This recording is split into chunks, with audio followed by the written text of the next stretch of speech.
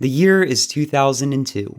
You just got back home, you turn on your PC, and you go make yourself a snack in the 5 minutes that it takes for your PC to boot up. Then, using your landline phone, you call up your friend and you tell him to get on RuneScape, one of the first MMO RPGs, and tonight you're doing something special.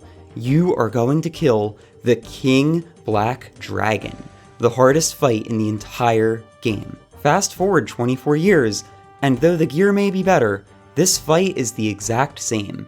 RuneScape is a relic of a different era, and yet it's still around today. And on top of that, the combat, which used to just consist of clicking on enemies and seeing which of you died first, is some of the most unique and engaging gameplay that you can find anywhere. What makes it unique is that any input you make can have up to a half-second of delay. And that's not only built into the game is built around this idea. So how does that work? How does the system not just feel terrible? And how did they make modern fights out of an ancient system? Let's talk about it. Before we get started, this isn't my footage. If I wanted a maxed RuneScape account, this video would drop sometime next decade. So shout out to Vuruxium, who does have one and just started a series called Downgrade, where he kills bosses with progressively worse gear. Link in the description. Most online games measure your inputs in milliseconds. RuneScape measures them in half seconds. Valorant has 128 tick servers. What this means is that the game updates with your input 128 times per second. RuneScape has 100 tick servers per minute. That means your inputs only register once every 0.6 seconds.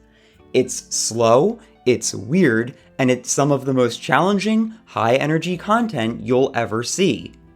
It's important to stress, it's not just the combat. Everything in RuneScape is based off of the tick system. If you try to walk over to a tree to cut it down, you'll start walking on the next tick when the server updates with your input. When you hit a tree, whether or not you get wood from it is decided on the server tick. When a boss attacks, they will attack on a specific server tick. Everything that happens in the game happens on these beats, effectively making combat a rhythm game.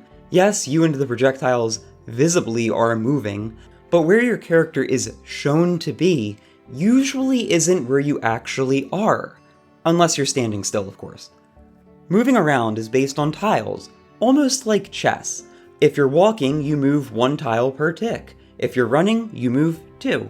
This means that while running, you're only touching every other tile. Another interesting side effect of this system is that it means that if you do multiple things before the next game update, they'll all happen at the same time. Now, there are some actions that you can't do on the same tick. For example, you can't eat food, which is how you heal, and attack at the same time. What you can do is completely change your armor from a magic to a melee set, or vice versa, and change your prayer, and eat some food, and move, all at the same time. But I'm getting ahead of myself. What's prayer exactly? Well, that's one of the ways that RuneScape combat is kept interesting. Prayer is essentially a list of special effects or buffs that you can activate in order to do specific things. Having some prayers active will give you massive increases to your damage, while others are more auxiliary, such as protecting an extra item upon death. But the main prayers of interest are Protect from Melee, Protect from Magic, and Protect from Ranged. These prayers offer 100% damage reduction of whatever type they protect from. Obviously, this is nerfed in PvP. Now, some very late game content can still hit you through prayer, but even in that case, having the correct protection prayer on will massively reduce the damage. But since it drains a separate resource, you've got to be careful. Use too much prayer and you run out, and in many fights this is death. How do you prevent that? Well, some potions which you keep in your inventory restore your prayer, but there's another way. After you turn your prayer on, you'll only lose prayer points one tick after you've turned your prayer on. So if you really want, what you can do is if after your prayer is enabled, you turn it on then off real quick, when the server reads your input, it'll see that you turned it off, see that you turned it back on, and reset the counter so that you don't lose any prayer points. Now, most content in the game doesn't require this, But this is an example of the depth that can only come from this weird and quirky system they have where things only happen every 0.6 seconds.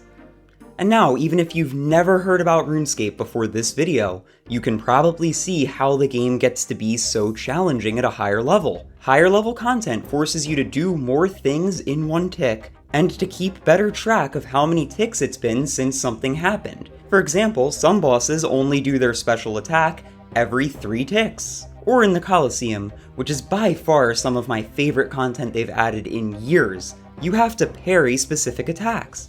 What do I mean by that? The final boss of the Colosseum requires that you activate your protection prayer on the tick that he was going to hit you. If you do anything else, not only will he disable your prayer for a second, but it'll hit you anyway. The hardest encounters are also filled with attacks that force you to move, and some attacks will leave lingering damage areas on specific tiles, making them unsafe to stand on and limiting your maneuverability. So now when you go into a boss fight, you need to be concerned about, are you praying the correct protection prayer? Are you standing on the right tile? Are you stepping away from the boss on the right tick? And finally, do you even have the numbers and gear to beat it in the first place? But the players have gotten really good at making the numbers matter less and less over the years.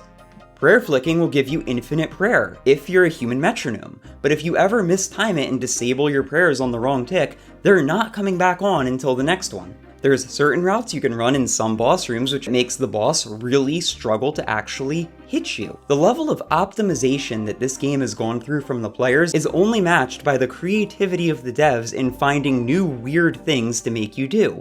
Like in the Colosseum, there's one attack that requires that you take off a specific piece of gear or take massive damage. But if you take that gear off, you take none. So if he says, for example, like, I'll break your legs, you need to take off your leg armor. It is literally a rhythm game, so much so that when you're performing properly in a boss with all of the correct clicks for their specific pattern, it's referred to as being in rhythm. And the most common way to die, aside from lag or terrible luck of course, is falling out of rhythm. This is why if you watch some high-level players, they actually have a tick metronome on the screen somewhere, so that if this ever happens to them, they can recover. But you'll find that after a while, you start being able to see when your inputs happen, and then internally you'll start keeping account because you know the timing.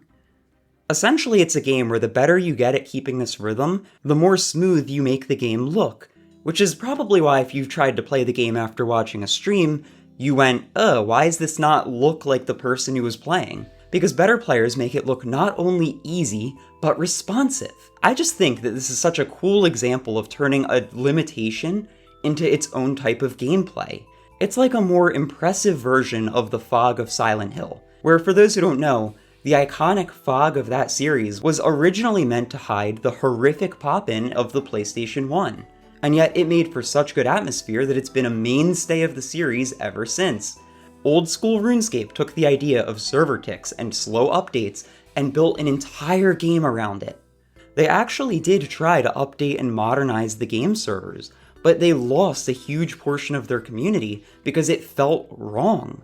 Modern RuneScape, or RS3, plays a lot more like a traditional MMO, where you have to cycle your abilities and that's the main way that you actually deal damage and play the game, which is still a skill, don't get me wrong, but it's not the skill that the majority of their player base wanted to be doing. At the end of the day, there are so many interesting things about RuneScape, like the fact it has a fully functional economy, or the incredibly well-written quests that most people will just skip through with a guide nowadays. But what it will always represent to me is just how incredibly creative you can get with game making, as long as you work with your system limitations and not against them. So what do you guys think? Do you think that you could make a different game with the intentional delayed input rhythm mechanic of RuneScape? Or do you think that this only worked because people got used to it at a time where there really wasn't another option? And if this video convinced you to give RuneScape a try, I would recommend it. Just keep in mind, you are probably thousands of hours away from doing the content I was showing off here. But there is a pretty cool simulator that you can use if you want to practice the final boss of Colosseum, and I'll drop that in the description.